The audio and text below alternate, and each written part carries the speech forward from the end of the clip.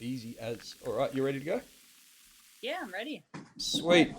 What is happening, friends? Welcome to the Punch Drunk Parlay. As always, I'm Chris Ferguson, and joining me via the power of the internet tonight is an absolute jack of all trades when it comes to combat sports. The one, the only Jacinta The Juggernaut Austin. Jacinta, it's my pleasure. How are we after a solid training session tonight?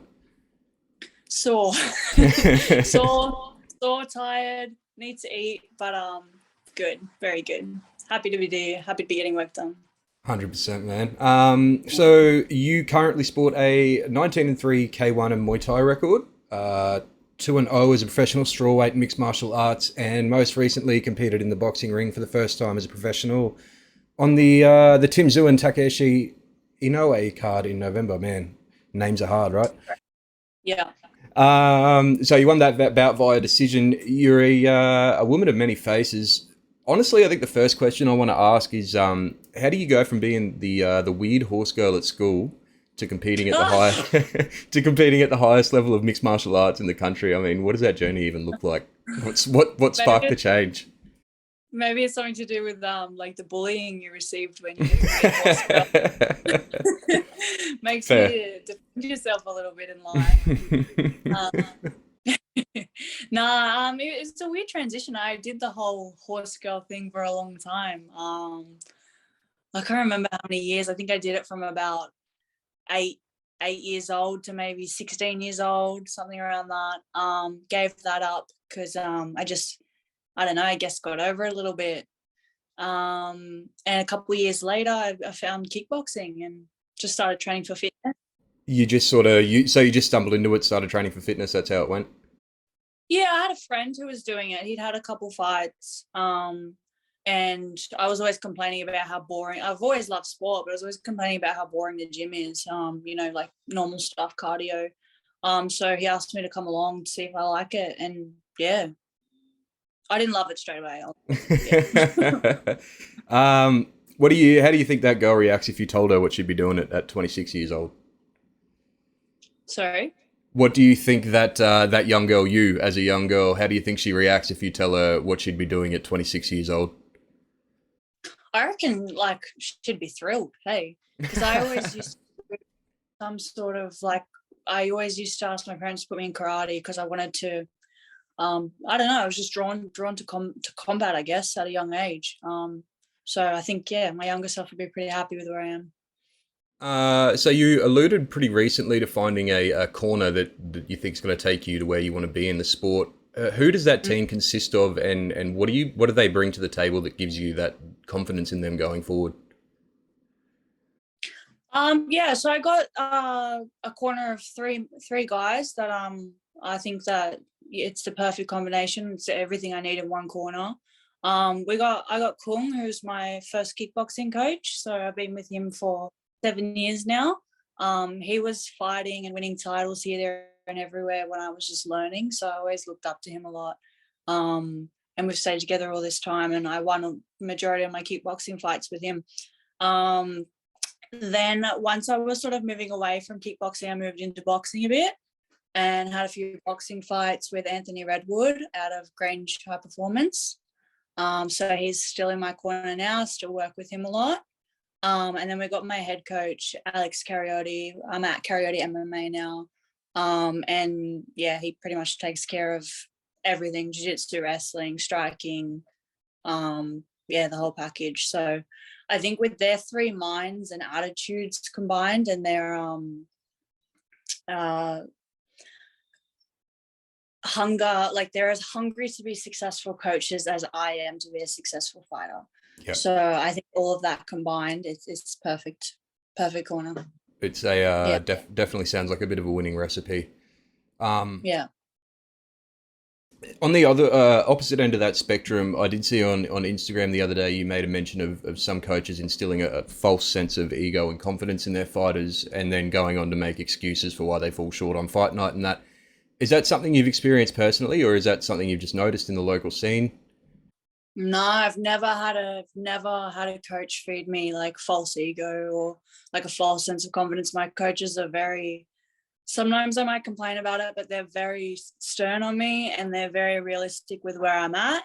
And if I turn in a shit performance, they'll brutally tell me to my face that I'm underperforming. So it's not on my end. I think you just see a lot of coaches out there talk up their students before their students have really accomplished much, and it gives the fighters a false sense of confidence, and then it breaks their heart on the night when they win. But they shouldn't have been so confident in the first place, because there's a lot of holes in your game, and you need someone to be honest and tell you you've got holes in your game.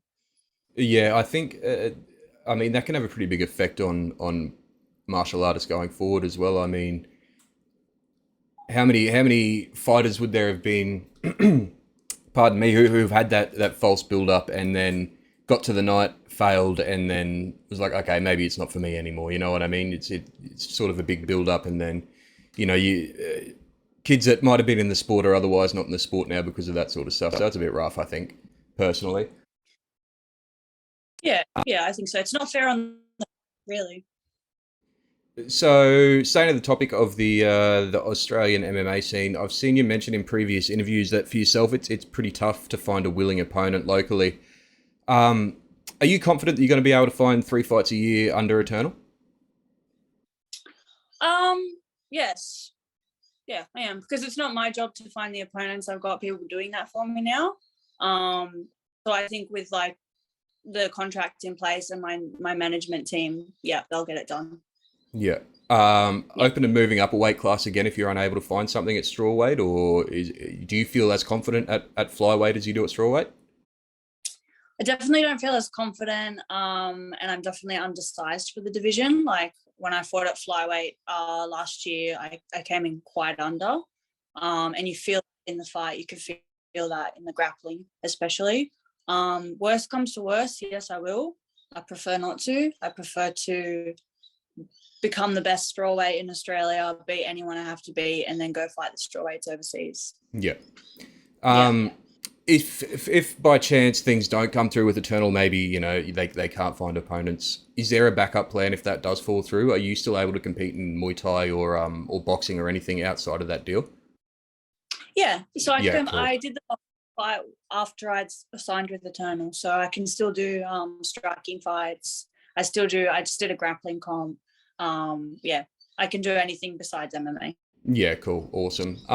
So the upcoming fight in March at Eternal 65, that's a rematch from your amateur career, yeah? Yeah, so correct. My one fight career. So three years on from that, what do you think has changed the most for you since then in terms of both skill and mindset? Everything. I'm a completely different person, completely different fighter to what I was then. I'm with a different team now. My body composition is different. My skill set's different. I have trained at least one single day of jiu-jitsu now. It makes a difference. Yeah, no, I don't think you can, I don't think my opponent can look into our previous fight and think that she's going to get anything similar this time round. I'm just completely different in my striking, grappling, mindset, everything. Do you think Alicia's evolved as a fighter as much as you have in the past 3 years? I haven't seen that many of her fights. The direct answer is no, because I've evolved a lot, and from what I did see in her last fight, she hasn't. But I'm going to be kind of prepared for anything and the best version on the night. So, are you a fan of watching tape? Do you watch tape generally? I used to really obsess over it, like not be able to sleep because I just want to watch and try and get all these absorb everything. And visualize. But no, not so much anymore. I'll watch it a couple times, and my coach watch it, and then I just try to focus a little bit more on what I want to achieve rather than working around them so much. So they'll build a game plan and tell you, this is what we're going to do, this is what we need to look for, that sort of thing? Yeah, or if we can see like a clear strength, we'll work on that. Like my last opponent, we saw that she likes to work off a body lock, so we worked from that position a lot. Or if there's an obvious weakness, we'll work to exploit that. But overall, yeah, just sharpening the skills that I have. I think I did hear you mention you were meant to be booked against CKB's Nyreen Crowley. Is that right? Did I hear that right? Yeah, yeah. What ended up When was happening it? there? COVID. Ah, wonderful. Yep. Yeah, it was before the second lockdown in Sydney, Australia, Sydney. Yeah, Sydney. Yep. So Yep. I got to 8 weeks out, and then we went into lockdown. And then I never got the fight back. I'd still love to do it, I was but going to say, still something you're interested in, yeah? definitely, yeah. Um, Fan of wrestling nowadays, or still something that's kind of just a necessary evil for you? No, I actually love it now. You do? I love every martial arts. I love some more than others, but I love all of it now. Like, I don't have to be forced to do it. I'll volunteer and go do it. Yeah. That's I I, think that's the kind of mindset you need. yeah, I would have loved to do, like, we have a wrestling comp coming up in Sydney, but it's the week before the fight, so I'm gonna have to skip it. But yeah, I will. I love all of it. On to kickboxing a little bit. I've been curious, and I'd love to hear your opinion. What is it about kickboxing that you think holds it back from the sort of mainstream and global success that boxing and MMA have now found? I mean, it's an exciting spectator sport, right? It's just as exciting as both the others. It is. I don't understand. I've wondered this for a long time. If it was bigger than it was, maybe I would have stayed in it. I don't know. There's just no opportunity in Australia. There's no money. But people love to watch it. So I don't really understand why.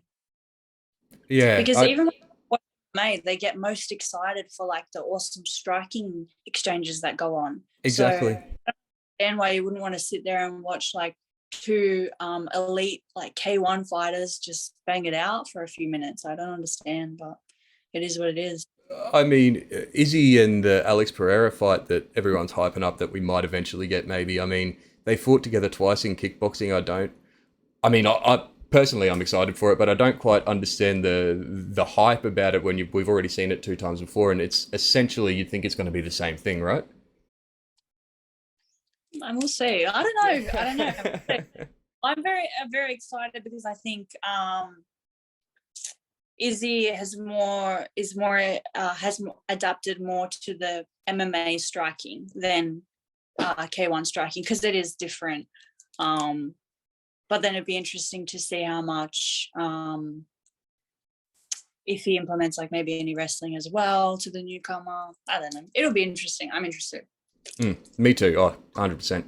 Um, Mm. Couple more things from me and I'll let you hit the sack. Look, you mentioned the other day while we were chatting, you're heading to Thailand next week. Is that you having your fight camp Yeah. there, I'm assuming, or is that just a quick getaway before the fight?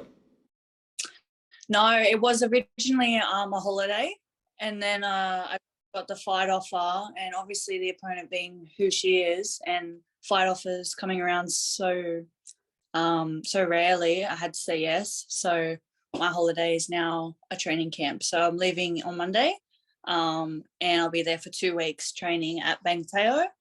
Yeah, Bang Tao, yeah, yeah, yeah. that's the one. And then I'll come back and do the final 3 weeks of prep here with my team. Okay, so the team's not heading over with you. You're training over there by yourself, pretty much. Yeah, well, I think it's gonna be good for me because it'll be like a bunch of fresh faces, fresh sparring partners, out of my comfort zone a little bit. No work, so I could just focus on training. I think it's gonna be good. And then I come back and in those 3 weeks we'll just sharpen up the game plan and I think it'll work out well. Yeah, sweet. Have you trained over there before, or you've been there for holidays before? No, I've never been. Ah, wow. Okay, yeah, that's you're kind of getting thrown into the deep end right there. I'm ready. Yeah. What are the odds you get swindled into a Muay Thai fight while you're over there? I know that the Thais love getting Aussies in the ring. If I wasn't fighting in March, like I'd succumb to peer pressure, but I'm unfortunately not allowed to fight within my contract. But yes, Fair enough. if I one day I will though. Yeah. One day. Yeah. And I think, look, finally from me, a bit of a quick one today. I'd love to get your prediction leading into this weekend's rematch between Rob and Izzy. Being a Sydney girl, are you leaning towards Rob? I support Rob, yes. Do I think he's going to beat Izzy? Not so much, but I would be super pumped for him if he did. Yeah. Sweet. All right, we'll wrap up there. Do you want to give a quick shout out to any sponsors, anything you need to plug, anything like that? Yeah, I got a few sponsors at the moment. I won't mention them all because under the pressure I'll miss one. But It's yeah, always the just way. I guess yeah. Just I guess the gym, follow the gym, Coyote MMA, and Eternal. I'll be on there in 5 weeks. Yes. So, yeah, you can catch Jacinta at Eternal 65 on the Gold Coast on March 19th if you're a local. Anyone listening internationally that wants to tune in, catch a future star, you can watch Eternal MMA live and direct on UFC Fight Pass. Jacinta, thank you again for taking some time out for a chat. It's been an absolute pleasure, and I can't wait to see you next month. Awesome. Thanks so much for having me. No dramas. Cheers.